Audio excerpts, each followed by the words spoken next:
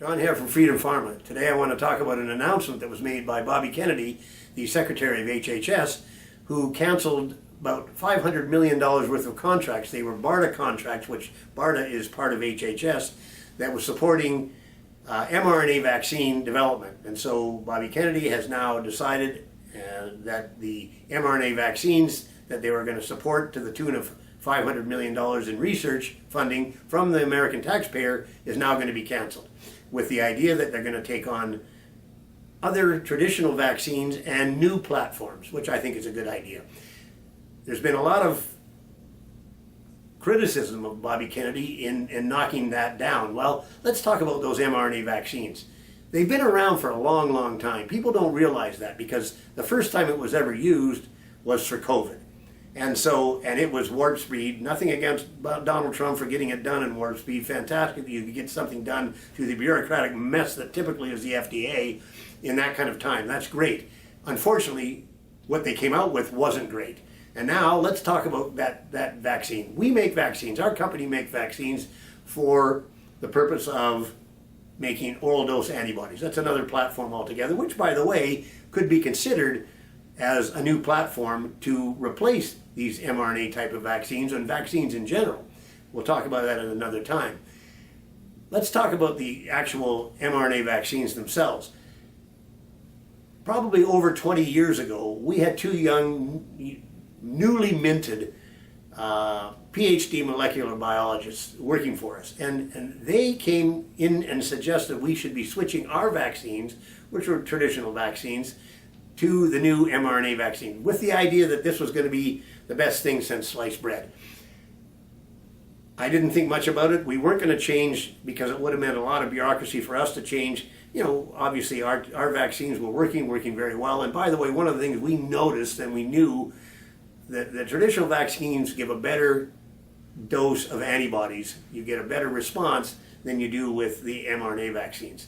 So we didn't switch for a couple of reasons. We thought that we're going to have better results from the vaccines we're using, plus it would have been a lot of bureaucracy to do the changing. But I just presumed, because if this was the next best, the second best coming or whatever it was going to be of vaccines, and that was over 20 years ago, why hadn't it been used in all that time? As a matter of fact, I was quite surprised when I heard that these were the new vaccines. I asked my chief scientific officer, I said, weren't these the vaccines that the two guys that were working for us back 20 years ago were suggesting we use? And he said, yeah, it was. And I said, well, how come this is the first time it's ever been used? If 20 years ago it was the best vaccine technology you could ever get, why wouldn't it have been all the vaccines that kids are getting and everything else been switched over to them? Well, obviously there were some problems because that hadn't happened. All of a sudden COVID comes along. We have a scary pandemic, or so we were informed. We have warp speed happening because, President Trump has been convinced that we have to break through the bureaucracy. By the way, we have to break through the bureaucracy anyway. That's one of the biggest problems with the whole, medical system to begin with. Our pharmacology, is 100. What do they say? It's $1 to $3 billion to bring a drug to market because you've got to go through all the bureaucracy to try to get that thing approved. Maybe you don't need all that bureaucracy. As a matter of fact, I sometimes think the FDA might be just what you'd call a lousy referee. Think about a football game where you've got a referee or several referees on the field. If they're working in favor of one team, you're probably not going to get the most, the best game played. That's another story as well. The FDA itself. Regardless, the mRNA vaccines, as it turned out, didn't work the way they said, safe and effective. Originally, it was supposed to have been 94% effective. When you think of vaccines, I would say 94% effective would mean that if 100 people get vaccinated, 94 of them won't get the virus if they're exposed to it. Well, that certainly didn't happen. As a matter of fact, almost everybody who got the vaccine also got the virus. So it didn't protect anywhere near 94. Then they finally reduced it. Oh, well, if you get sick and you're in the hospital, if you've had the vaccine, you'll do better. I don't even think they've got stats that show that that was actually a fact. So you obviously know where I stand on that COVID vaccine. And by the way, I didn't get it, and and it was only not because I was against the idea of getting it, but I just sort of looked at it as the whole process was unfolding.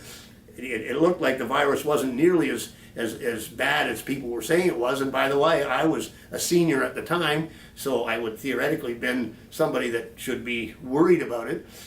So that was one of the things. But then I also knew about the fact that the vaccine had never been used ever on anybody or animals ever. And so I thought, well, you know, if the virus, first of all, isn't as bad as they say it was, there weren't corpses piled up outside of hospitals anywhere, and it hasn't been used or tested anywhere, why would you take it?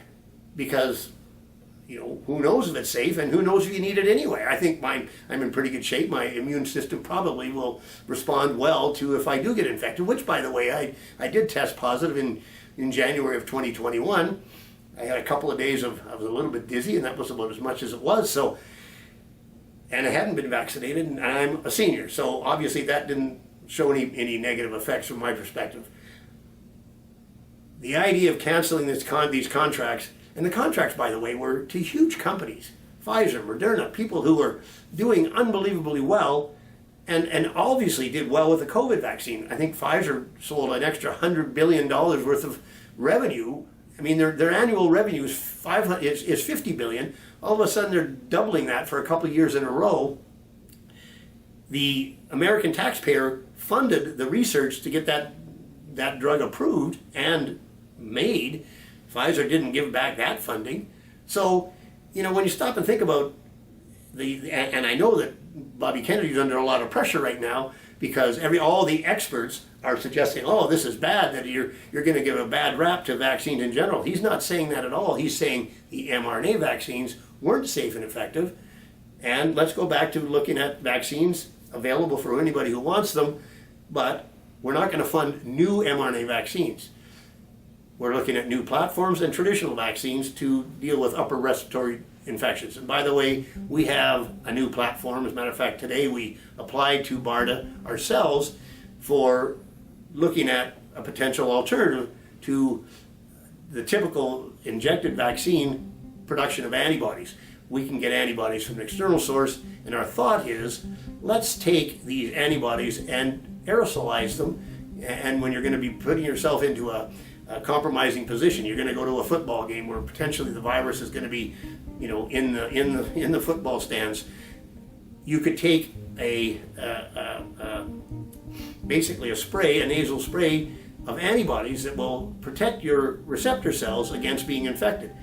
It probably would only last for 6 or 8 hours, but that'll certainly get you through the exposure time when you potentially could be infected.